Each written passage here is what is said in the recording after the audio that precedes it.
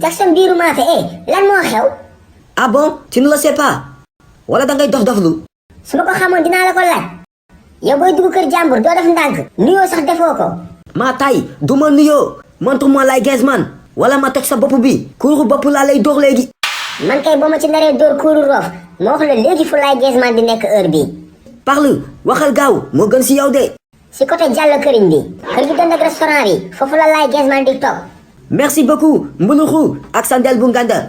kii ku muy wax ak sandel bu nganda bi waaye kii dama koy topp waaye bu ma ko bàyyee noonu.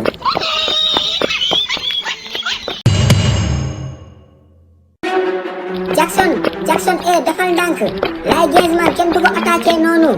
te toi mbuluxu laaju mala.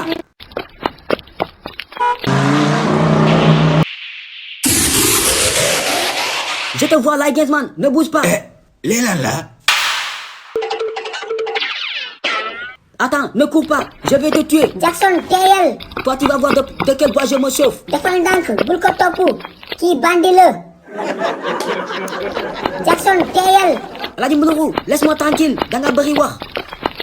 Jackson taxawal bul dugg ci àll bi moo ko tey daf lay iri.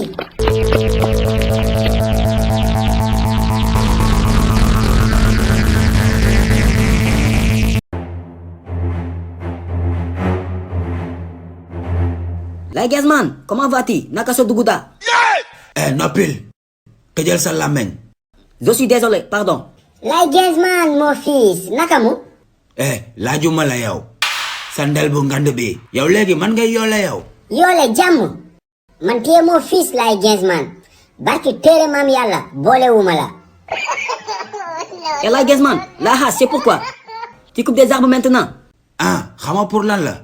sa bopp bi laay dagg. yow man ngay génneel kuur yow. Kan yow? Jamais. C'est mbuluxu moo ñu jaxase. C'est un grand seytaane. xam naa loolu. pas suluxu. ndalambe ne mu setee noonu la mën a nettali. Voilà, dafa mën a nettali. Mama wax da ngay jaay may ga yàpp kaña. Jackson koy sosal. noppil waxuma la loolu sax. ana samay tantaw yow. tantaw yu ma la joxoon si suba ana mu. Laye Gainsman 10 000 yaa ma ko mayoon de joxe naa ko dépense si suba. jàppale jàppal. Jackson jàpp ko. yow Laye Gainsman yow léegi looy dagg wax ma looy dagg.